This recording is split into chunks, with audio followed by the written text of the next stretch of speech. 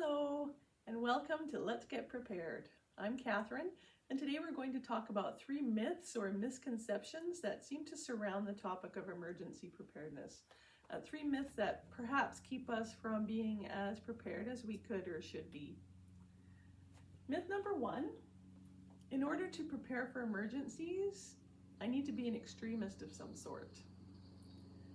Now, it's true, unfortunately, that when we hear about emergency preparedness on the news or in the movies, or we read about it in books, it usually is an extreme situation because that's what makes it interesting, right? I mean, nobody's going to report that Catherine went to the grocery store and found flats of soup on sale and bought an extra one so she could have some on hand in case of emergencies. That's just not interesting, right? But thousands of people all over the world are preparing for emergencies, and the fact is, it is possible to prepare for emergencies in responsible, reasonable, rational ways. Myth number 2, if I prepare for it, it will happen. Kind of like, if you build it, they will come. It's almost like we think we're putting that energy out into the into the universe, and then the emergency situation comes back to us.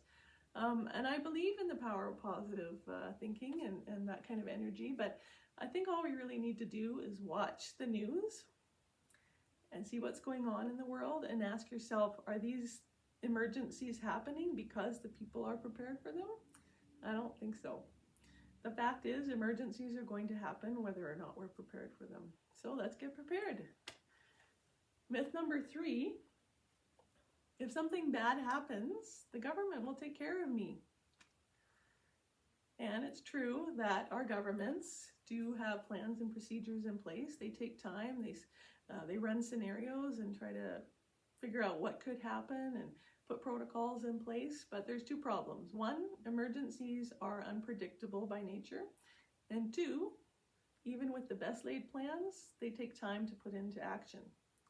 So all of our governments on a federal, provincial, and municipal level have asked us to be prepared to take care of ourselves and our families for at least 72 hours.